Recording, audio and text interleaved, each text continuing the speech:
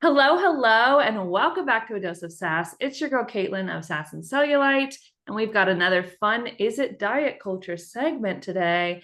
And I am not alone. I have my friend Shyla with me. She is a registered dietitian nutritionist, and I love her because she's like real no nonsense on the internet. She like straightforward nutrition information, and I'm like, great, these are the facts that I need to know. When there's a lot of information, a lot of misinformation, a lot of opinions out there about food and supplements and protein and fiber and everything in between, she tells it like it is, and it's great. So welcome, Shyla.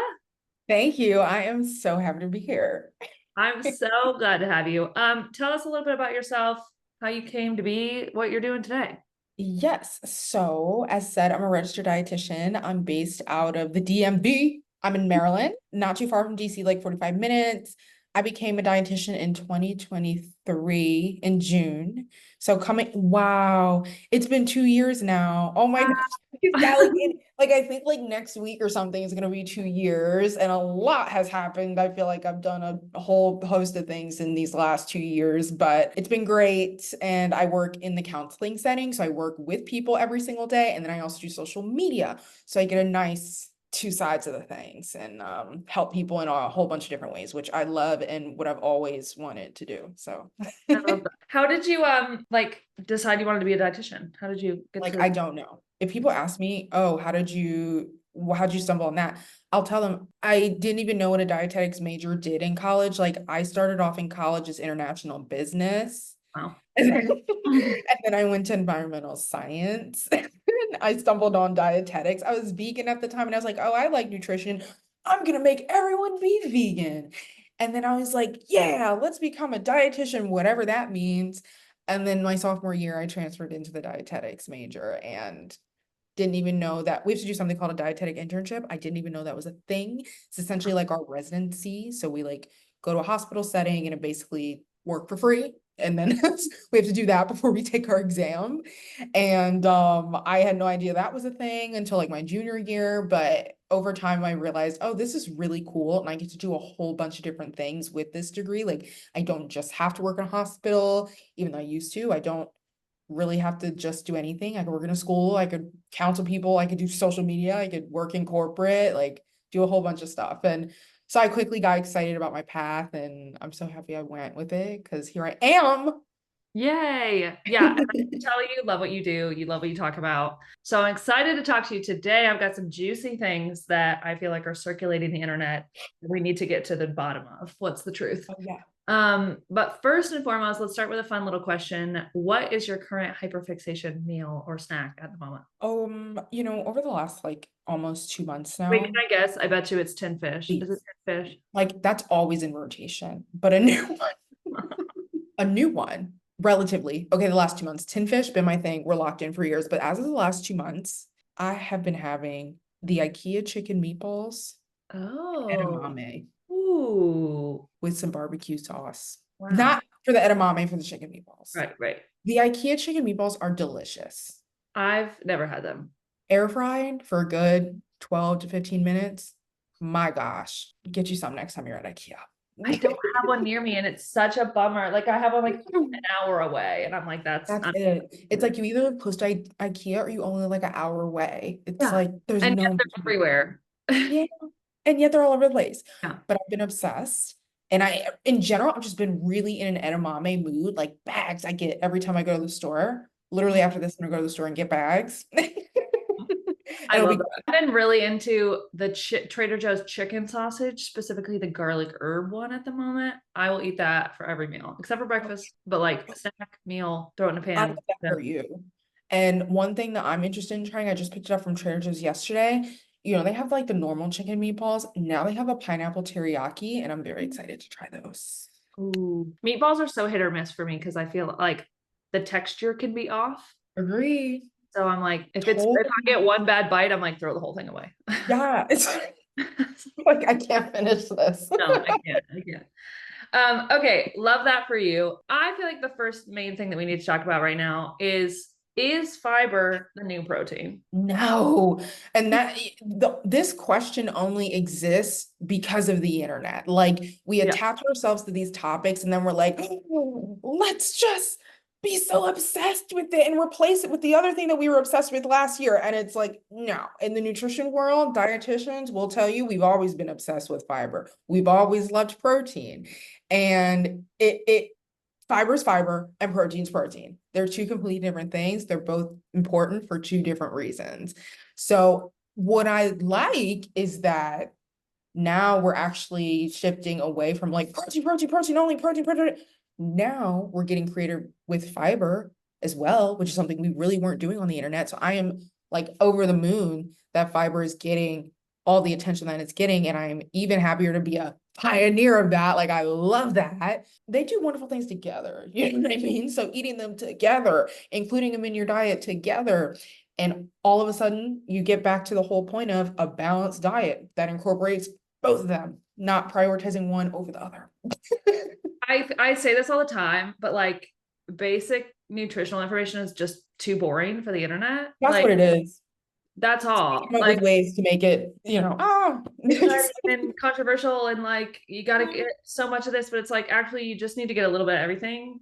But like nobody's actually doing that. So nobody likes to hear that. People like no. to hear, okay, They're what's the like, next thing that I can really focus on right now? I'll be right. like super excited about. What's the one food that I can like eat for every meal and be good? And I'm like, actually, variety. I know. Variety, please. It's the same thing. Like everyone's like, those low carb tortillas that are just blasted with like 15 grams of fiber. So that's how they're low carb. People are all like, guys, I can reach almost my whole day of fiber with just one of these. And it's like, Sure. sure. It's like, If you wanted to eat like a piece of cardboard, like and it's also like that actually is really just fiber like more than it is fiber. Whole food based fiber is still way more important, and diversifying your fiber intake is almost more important than increasing your fiber intake in general. So it's like those type of conversations branch off from the whole, oh, fiber's the new protein, fiber's a man, like I'm gonna get all as much fiber I can in one sitting. It's like that's when it just kind of goes a little too far. And it's like, guys, let's just be a little normal about it. right. What are your current favorite sources of fiber? I still think you did something about this on your story the other day. Beans through and through. They What if I what don't like beans? I'd love, right? But what if I don't want any? No, I'm kidding. But I love beans, always have. Why? Because you just kind of get the most bang for your buck. Like what I want people to understand about fiber specifically is like it's really good to know like the things that are going to give you the most per serving. Because like a lot of people just think, okay, any veggie's going to do it. And Mhm. yeah, any veggie will do it, but then it comes down to how much of a certain thing you have to eat for it to actually do anything. So like beans, I feel like really help to give you a good like punch, give you like a good bang for your buck. Like I have a like brand of just these like Cuban black beans, and it's just a pretty small bag, but you get 12 grams in it, and that's amazing.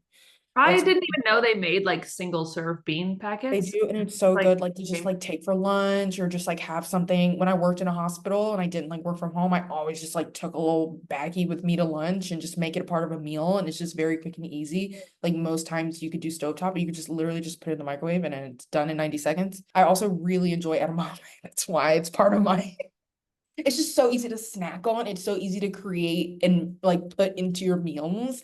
And like it's so low effort. And so it's a really, really awesome source. And pro tip, edamame pasta, the fiber content goes insane. I recommend if you're already pretty experienced in the fiber intake, but like per serving of certain brands, you can get like literally like definitely in the teens of fiber intake, like 15, 16, 17 plus grams dang, per serving. But dang. again, if you're not used to that, don't do Right, that. But right. it's there, so it's really cool. I'm also a really big fan. I mean, oats in general. Oats don't have the most amount of fiber per serving, but they have a specific kind of fiber called beta glucan.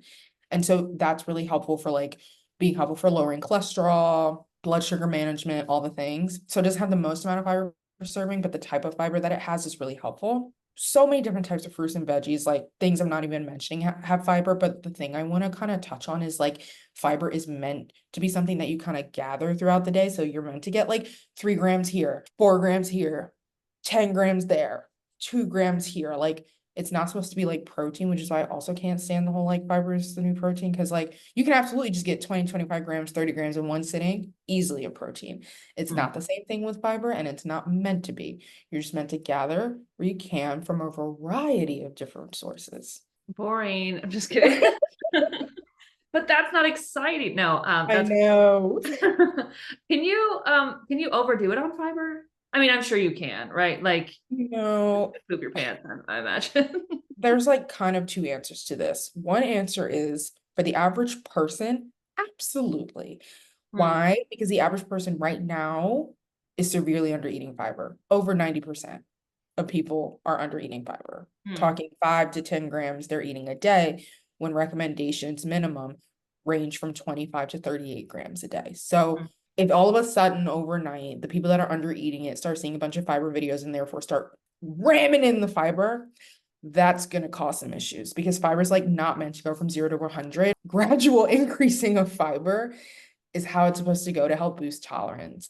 Now, for someone like, I mean, I personally usually eat anywhere from 30 to 50 grams a day. And so for me, if I went to 50 plus, it probably wouldn't do anything. So for someone who's regularly eating a good amount of fiber, you can really just go up and not really have any issues. It just kind of depends on the situation and the circumstance that defines what too much is for you, I think. What about the like discourse of people being like, well, your body can't digest fiber, so like you shouldn't have it. It's just like the most annoying thing ever. And it's like when I just want people to know, if they're told that by anyone, the answer is just to be like, okay, I'm ending this conversation because you can't talk to people like that. The whole point of fiber is the fact you can't digest it. That's the whole point. If you want to get technical, insoluble fiber, which is a type of fiber that like doesn't gel, it basically just helps to bulk up your stool for you, really doesn't do anything else. That goes through completely undigested. So like a lot of those fiber cereals or stuff like that, insoluble, just helps you to bulk up. Soluble fiber still really doesn't digest the same as normal carbohydrates because as we know, fiber is a type of carbohydrate. It's just not digested or not digested the same as normal carbohydrates. But soluble fiber kind of does if we talk about the fermentation process that it undergoes, so that it can produce short chain fatty acids, which are the things that help benefit the gut. And through that, technically, it would be like 2 calories a gram, Mm. right? But the whole point is that it ferments and Mm. helps to produce good things in the gut to help stimulate nice, happy gut bug activities and feed the buggies. And the whole reason as well, because it doesn't digest, it helps to lower your cholesterol. It helps for blood sugar regulation, appetite regulation, all the things. If it did just go through like everything else, it wouldn't be fiber, right? So it doesn't do that. Right, right. Just because it doesn't mean that it has no use. Correct. My POV. You brought up something when you were talking about fiber sources that I was like, "Ooh, I need to ask about that." Well, how do you feel about oats slash overnight oats slash like oatmeal for breakfast? Because I feel like I've heard conflicting opinions of like you can pack it with protein and it's the best thing you can have for breakfast, or it's like the worst thing you can have for breakfast for your blood sugar.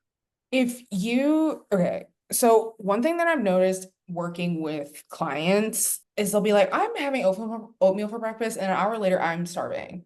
Why? And it's because they're having oats, and then they're maybe putting oat milk in it, and then they're probably putting honey on top, and then some fruit. If you think about that, if you just like, just take a step back and observe, that's mostly carbohydrates. You're maybe getting a few grams of fiber, which is good. And you're going to get, honestly, like anywhere from 5 to 6 grams of protein from the oats. However, for blood sugar regulation, so that you stay full and so that you're actually like grounded in the meal and you're satisfied from it, you're definitely going to want like more like 20 plus grams of protein, which you're not going to get in that.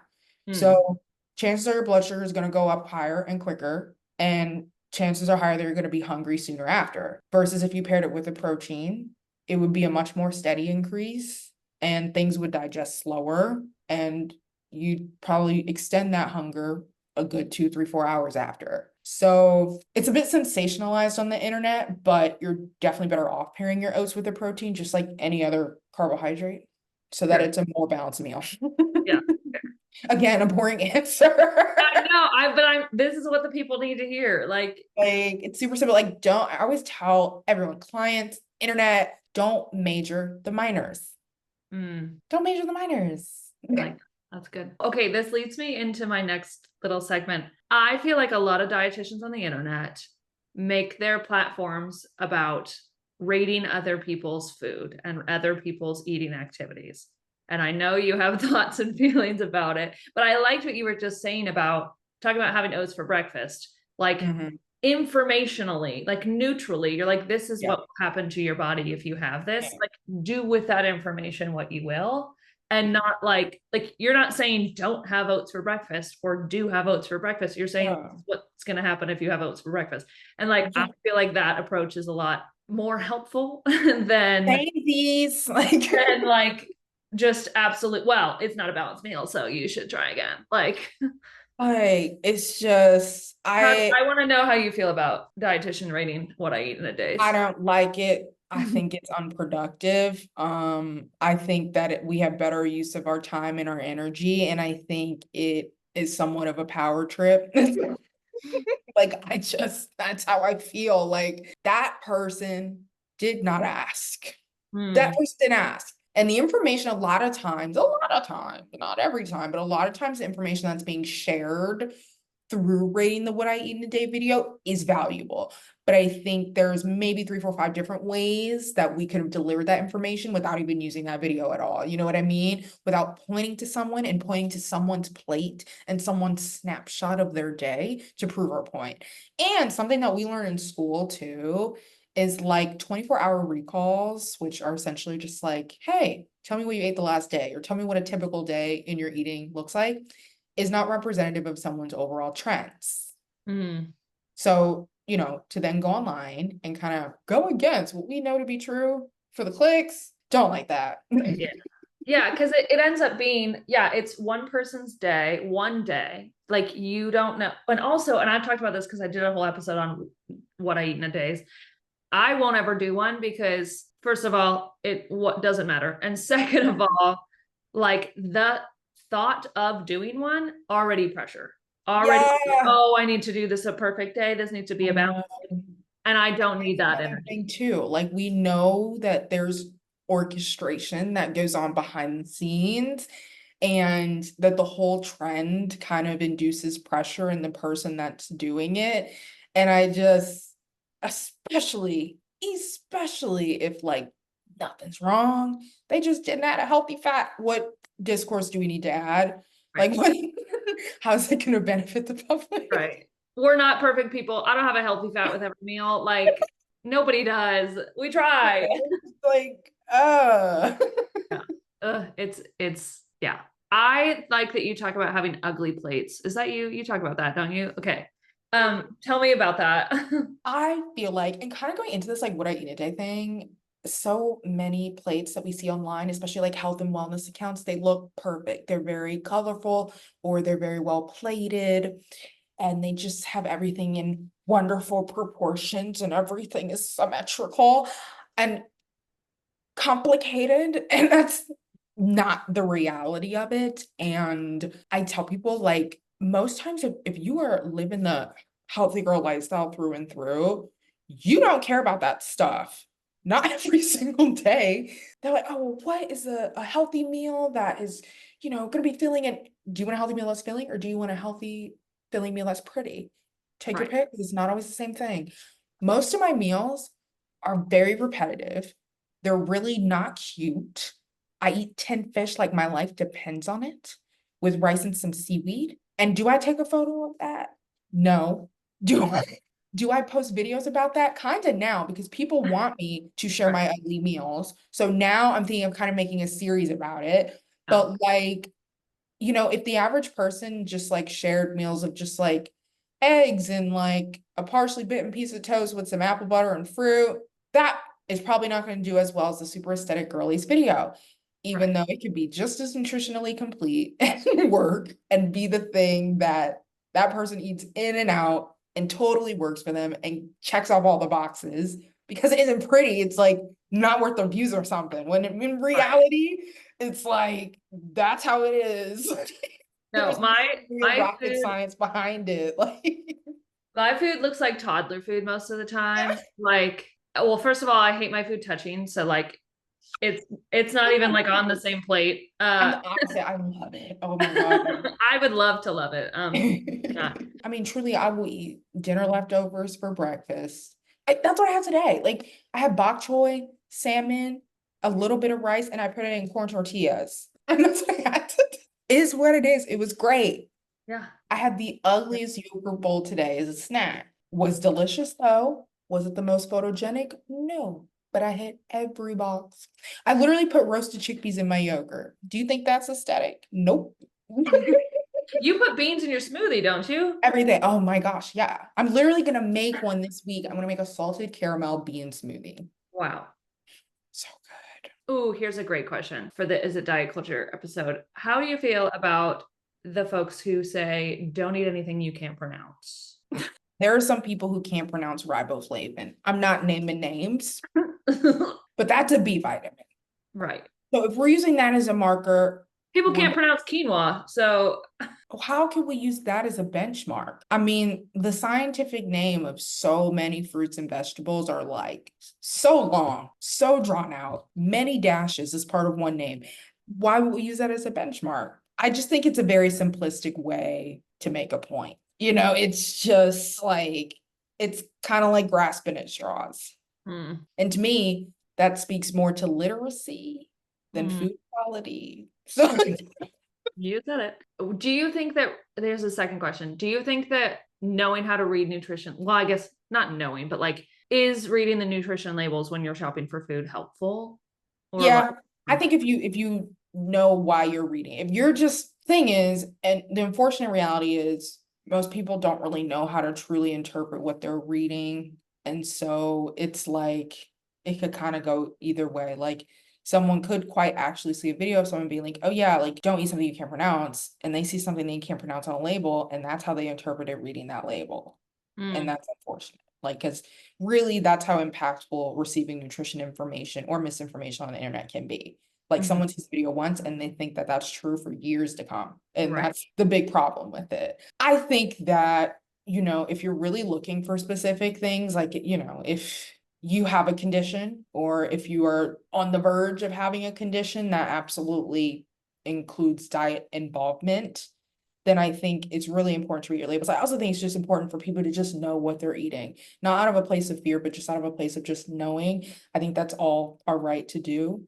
And I think we should all, know how to read them in the same breath. So like, yeah, reading it can absolutely be helpful, but if you don't know how to, then you could read them from a place of fear. Then you could read them from a place of not really understanding what you're reading, which can then just get into murky waters. But I think the general concept of like reading labels is good. I just think that we should all know how to, and that's the task. But I think doing it is good. It goes back to, do we know how to read? Yeah, like do we have the tools we need? I think that like so many people, myself included, well, and by so many people, I mean people who are listening to this podcast. Yeah. So much of my audience, myself included, come from a place of reading labels, looking for like how many carbs, how many calories, how many whatever, and like that's the first numbers that jump out at you when you and so Yep. learning to look for the other things, like if you have an allergy or how much fiber Mhm. content something has. That's So it. Like there's so much to see because there's so many people who will look at a carb label and then not know that the fiber count that's underneath the carb label is something you can subtract. You know what I mean? Like the average person, unfortunately, like that doesn't register for them, right? And so it just kind of goes back to that's why I like to make like nutrition principle videos sometimes. Like here's how to read a label. This is what to look for because there's so many things to look for that aren't the calories. Like genuinely, I think the calories are the least interesting part of nutrition labels. Like genuinely, like they're everything else is more important. yeah, for real. Speaking of labels, I think there's a lot of like marketing terms out there that get used when it comes to food. Like I said, just marketing terms. And I want to know, is organic a thing or is it a marketing term? Okay, like certified organic is a USDA certification, period. It really largely, I would say, is marketing, if that makes Like, sense. is Like, there an actual big nutritional difference between organic fruits and vegetables and not? no, no, there really isn't a big difference. I'd argue, if anything, if we're talking like nutritional differences in fruits and veggies, what matters more is if you're eating them in season or out of season, Mm, than if they're organic or not organic. You know what right. I mean? Like, are you eating a fruit that's out of season that then traveled 2,000 miles to get here? Personally, I'd be a little bit more concerned about that than if something is organic or not organic. Like, it doesn't really make a difference in how it's actually grown and how nutritious the actual food is. There's a lot of different like things to that topic, but generally speaking, we need to be concerned about eating fruits and vegetables, period, not majoring those, is it organic or not, minors, because in the grand scheme of things, really minimal, if anything. Right. And that's what I'm saying about general nutritional information is boring because I'm like, actually, let's focus on eating fruits and vegetables. Like, let's, because that's what the general problem is The in our story. society Right. today. And if we're making everyone then be concerned about an extra step, and what frustrates me about accounts that do make it seem like you only have to eat organic everything, is that they are creating an extra step for people. People already are confused.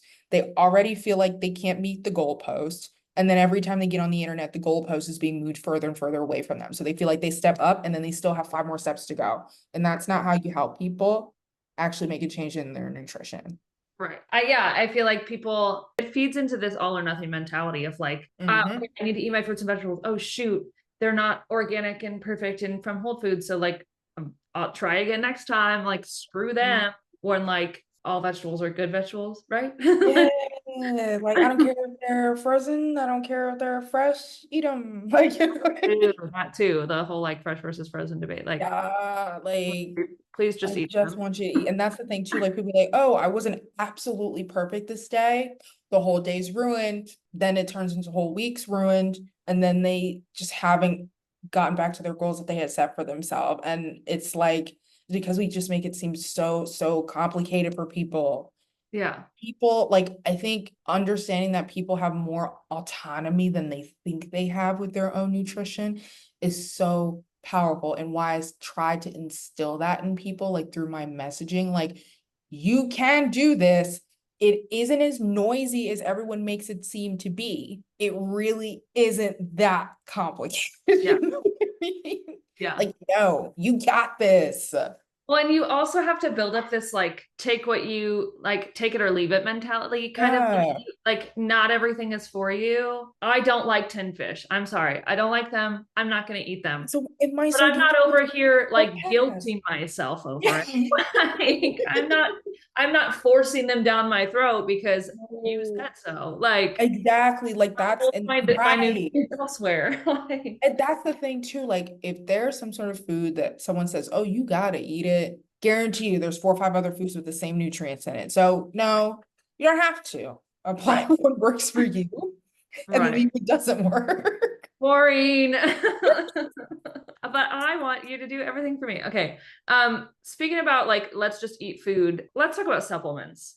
Let's talk Well, about the girlies who have 10, 15, 17,000 supplements and don't eat a whole meal. yeah, What do you feel about supplements? What do we actually need? Who needs them? Do we need them? I love supplements. Yeah. Love them down. Yeah, personally, professionally, love that. What I don't love is that people forget what supplementing means. Mm, And that means something that is supposed to supplement your intake. right. So it's not meant to do everything for you. It also means, like, not just taking something because someone told you to take it, which is where you get the people taking like 15,000 supplements. Like, if I ask you why you're taking something, you should be able to tell me why you're taking it, what it's doing, and what you feel. Mhm. If you can't, maybe you shouldn't take it. Like, you know what I mean? If you don't know why you're taking it, except this girl told me to last month on TikTok, I have news for you. You know, it's like Different person. you're a completely different person with a different lifestyle. Like, no. And Right. so it again just comes down to education, because I think honestly, there's a subgroup of supplements that I think a good amount of people would benefit from, that like the general population would find really useful. That's magnesium, omega-3, potentially a good multivitamin just to cover bases, and like a vitamin D. I think either some or all of those supplements would be really good for like a general baseline health. And that's just what we see from just like intake data, supplement research and things like that. And so I love supplements. I love talking about them because they're great when they're applied correctly. There's also like other supplements too, like, okay, nutrient-based ones, like ones we talked about just now, like vitamin D, omega-3, stuff like that. And then there's supplements like, for example, L-theanine that aren't exactly essential nutrients or anything, but they have really good research for supporting certain things like mood support, relaxation, things like that. So there's definitely like other supplements that may not be considered like majorly discussed or like nutrient based or like very like well known supplements that could be helpful, but it's a case by case thing. It's not something everybody needs. It's important to like, talk over that with like your doctor or your dietitian to make sure something is like applicable to you, any interactions that you have with any medication, stuff like that. But like I think the supplements and just implementing into your life, like generally most people would benefit from at least one, regardless of what that is. But it's just a matter of like making sure you're doing your due diligence and knowing what you're putting in your body, when and why. Right. Right. Well, because one of the first videos I came across when I started following you was like all the different magnesiums and what they do, Yeah. because you can't just pick up any old magnesium. Oh, no, and that's the thing too. That's the thing too. Like it comes down to let's apply things to our lifestyle. Let's do, we're gonna try and get our nutrition information on the internet. Let's make sure we really going in and making sure we understand what we're interpreting. Cause like someone will see a video, oh, you should take magnesium. Got it. They go to CVS and they grab a magnesium supplement that just has magnesium on the front. They don't read the back. The back says magnesium citrate. They're wondering why 6 hours later they can't get up off the toilet. Right. It's because that's the form that helps you go to the bathroom. That's not the form that TikToker was saying helps with all the magical sleep and relaxation benefits. Right. Right. It's a thing. That's the thing. Yeah. You're an individual. Make sure you know what you're doing, know what you're taking, and like also eat foods. Exactly. I say know what you're taking and know why you're taking it always. That's good. Okay, I want to shift the conversation a little bit because you touched on something a few months back, I think, that I think would be a really interesting conversation for this podcast, and that is like relationships with food. Yeah. As someone who has had binge eating disorder and has healed from that and is like navigated having a good relationship with food, which for that means thinking about food a lot less. Exactly. Not having this all or nothing guilt Yeah. like ridden relationship with food. And then I came across a video of you having, I think you stitched a creator or were duetting or whatever the term is. They were talking about like the ultimate relation. I think this is maybe the ultimate relationship with food is no relationship with food. And I was like, oh, that's a really great point. What tell me more about that. No, yeah. When I watched that video, I was like, yeah, Yeah. because that's the best way to put it. Like what I have found over the last few years, because I do think there's like a really big presence amongst like general like wellness kind of nutrition creators, but also dietitians where relationship with food is a huge topic and really big part of their content, which I think kind of like talking about the issues that people have with food, I think that is so important because it's just so ingrained in our society. Um, but I've almost found that like sometimes it just kind of like ventures into the territory of like we're still thinking too much about food. Another Like thing you know what I mean? It's like it's just kind of like swinging the pendulum on the opposite direction kind of. And what I think is a really good marker of really truthfully an improved relationship perspective on food is really just not having one. You don't really think about it as much. It doesn't take up a lot of your energy, your brain space, your energy, efforts. It doesn't take much of you anymore.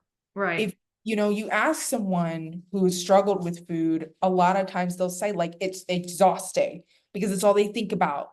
That's all that their brain will allow them to think about at all times of the day, whether it's struggling with like binge eating or struggling with the complete opposite. It's like it just controls. And how you kind of know that you've been release from the shackles is quite literally you just fly away and you don't really Right. think about it. And, not to say, oh, it's so easy to just like release yourself from the shackles, not at all. But you've done the work when it doesn't have that control over you anymore. Right. It's a great thing to get to a point where you open up the freezer and grab your ice cream and go, you know what? Yeah, I can have this right now. And it's also great to open up the freezer and have your ice cream and literally not have a second thought. Yeah. That's and it kind of goes hand in hand with like body neutrality, which is where I land as well. Like I don't want to say like full food neutrality, but like relationship with food neutrality, right? Just like mitigating the food noise, Yeah.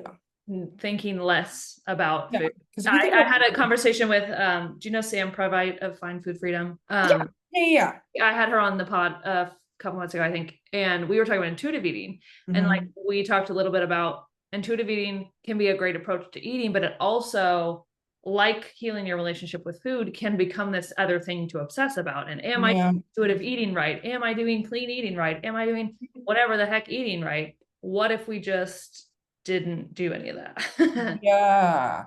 What if we That's just exactly ate it. food? That's literally it. Like you picking up a cupcake and still being like thinking a whole lot about the cupcake, even if it's like quote unquote good thoughts, like, how am I feeling about this? Mhm. Am I being intuitive right now in this decision? Am I like that's Right. still not desirable? You know what I mean? Right. It's wrapping up. What, as someone who works with clients, what would you say, like top three, maybe top three things, advice you would give people at like nutritional information? What do they need to focus on? Eat enough. That's definitely a big one. I see a lot of sustainable weight loss clients. So, patients that are actually looking to, but from like a actual like, don't make me feel like crap perspective. That's what I do. Eat enough. Don't be afraid to eat enough, even if you have those goals. And then secondly is, well, basically like what I've been saying, like we don't need to overcomplicate it. Like find those meals you like, rotate the heck out of them. You don't need to do X, Y, and Z, A, B, C, all this stuff. And then lastly, don't measure the minors. Just generally speaking, I always tell people not to measure the minors. They always come in to calls with me and they're just like, should I take this supplement? I saw this girl do it. The Instagram ads are getting to me. Do I need to get this drink? Do I need to get this meal replacement shake?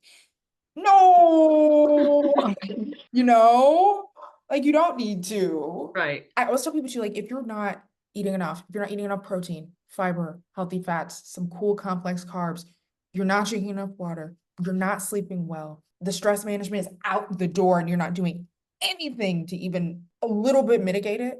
You're not doing those like general things.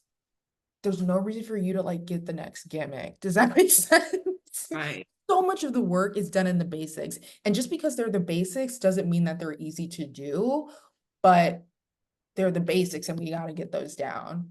Yeah. That's where most of the reward is. True. True. That's so good.